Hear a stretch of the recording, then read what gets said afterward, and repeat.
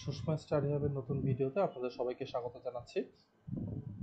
Subnetting এর প্লেলিস্টে আমরা বিভিন্ন ধরনের অ্যাড্রেসিং নিয়ে আলোচনা করছি, যার মধ্যে ক্লাস ফুল অ্যাড্রেসিং এবং ক্লাসলেস অ্যাড্রেসিং নিয়ে আমরা আলোচনা করছি।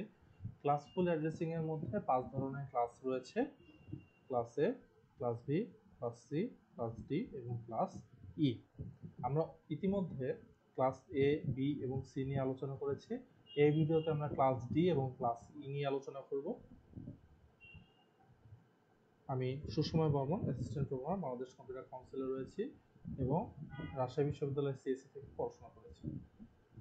আমাদের ভিডিওগুলো যদি আপনাদের ভালো লাগে থাকে তাহলে আমাদের Facebook page Sushma study hub এবং আমাদের YouTube channel Sushma study hub থেকে একটু ঘুরে আসতে পারেন। ওকে, ক্লাস ডিতে আসি। ক্লাস ডিতেও আমরা দেখতে পাচ্ছি এখানে 4টা অক্টেট রয়েছে। আমরা জানি যে আইপি ভি4 এখানে 32 বিটের অ্যাড্রেসিং করে, যেখানে 4টা অক্টেট দিয়ে ভাগ করলে, আমি যদি 4 দিয়ে ভাগ করি তাহলে 4 8 32, অর্থাৎ 8টা করে বিট প্রতি অক্টেটে পড়ে।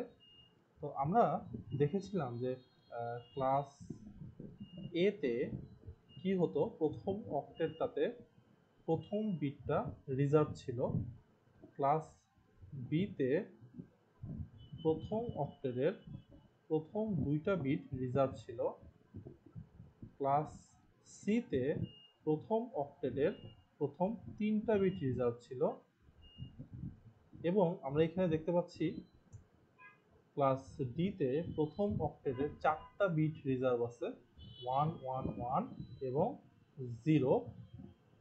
এই ক্লাস ডি এর সাথে ক্লাসে একটা মিল আছে, সেটা হচ্ছে যে ক্লাস ইতেও কিন্তু 4টা বিট রিজার্ভ থাকে, ক্লাস ইতেও কিন্তু 4টা বিট রিজার্ভ থাকে। সেটা প্রথম অক্টেটে সেটা যদি দেখি তাহলে 1 2 3 4 5 6 7 8, সেটা 1 1 1 এবং 1।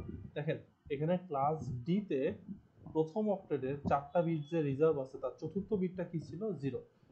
সেদিক থেকে ক্লাস ই এরও 4টা বিট রিজার্ভ, প্রথম 3টা সেম 1 1 1, কিন্তু 4 নাম্বারটা হচ্ছে 1, অর্থাৎ 1 1 1 0 মানে ক্লাস ডি, 1 1 1 1 বা 4টা 1 থাকলে সেটা কি হবে? Class E. ওকে, তো আমরা এটাই আলোচনা করলাম যে প্রথম অক্টেটে প্রথম 4টা বিট হচ্ছে ফিক্সড 1 1 1 0। এখন তো হচ্ছে এখানে আমরা দেখতে পাচ্ছি যে প্রথম অক্টেটে বাকি 4টা ঘর কিন্তু ফাঁকা আছে। তার মানে 2 টু দি পাওয়ার 4 সংখ্যক কম্বিনেশন, মানে হচ্ছে 16টা কম্বিনেশন সম্ভব। এখন আমরা দেখছিলাম যে ক্লাস সি এর রেঞ্জ হচ্ছে 223 পর্যন্ত। 223 এর সাথে যদি আপনি 16 যোগ করেন কত হবে? 239, অর্থাৎ 223 এর পর থেকে, অর্থাৎ 224 থেকে 239 পর্যন্ত হচ্ছে ক্লাস ডি এর রেঞ্জ। এই রেঞ্জগুলো মনে রাখতে হবে, কারণ হচ্ছে কোন ক্লাসের কোন রেঞ্জ, এটা যদি আপনি না জানেন তাহলে একটা আইপি অ্যাড্রেস কোন ক্লাসের অন্তর্ভুক্ত এটা কিন্তু আপনি বের করতে পারবেন না। আচ্ছা, তারপরে এখানে দেখতে টোটাল আইপি অ্যাড্রেস হচ্ছে 2 টু দি পাওয়ার 28। কেন?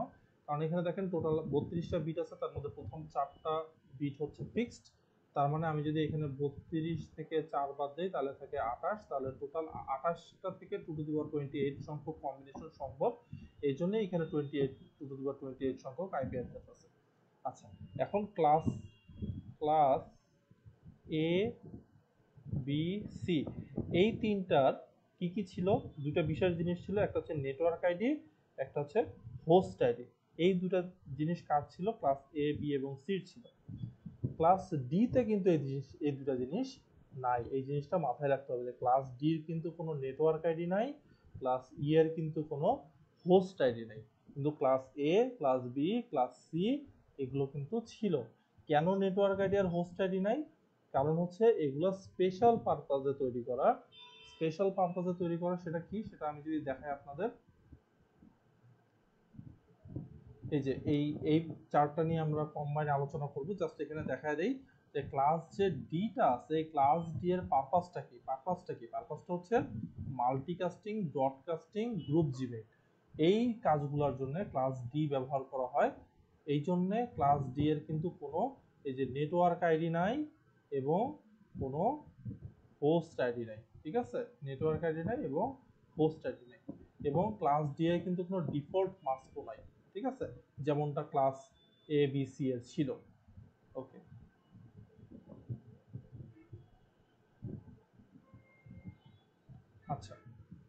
এবার আমরা আসবো ক্লাস ই তে। ক্লাস ই তে আমরা যেটা বলছিলাম যে ক্লাস ডি এর এই ভ্যালুটা 0 ছিল, ক্লাস ই এর ক্ষেত্রে সেটা 1 হয়ে গেছে, মানে প্রথম অক্টেটের 4 নাম্বার বিটটা, এবং প্রথম 4টা বিট ফিক্সড, তার মানে বাকি 4টা বিট ফ্রি আছে। টোটাল 4টা বিট দিয়ে আমরা 2 টু দি পাওয়ার 4 সংখ্যক মানে 16টা কম্বিনেশন সম্ভব।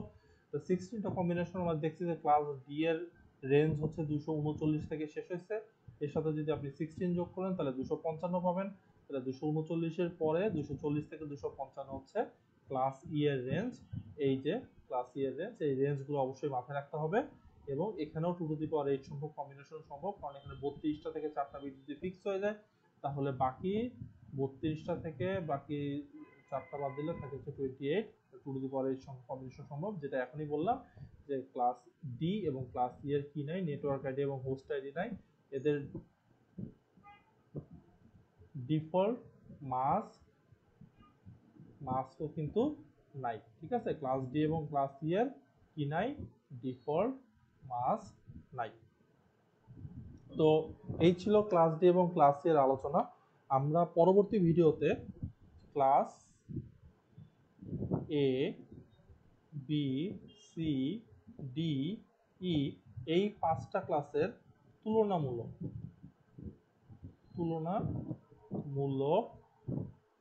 আলোচনা করব। ঠিক আছে, আমরা কি করব, নেক্সট ক্লাসে এই class A, class B, class C, class D, class এর তুলনামূলক আলোচনা করব। কেন?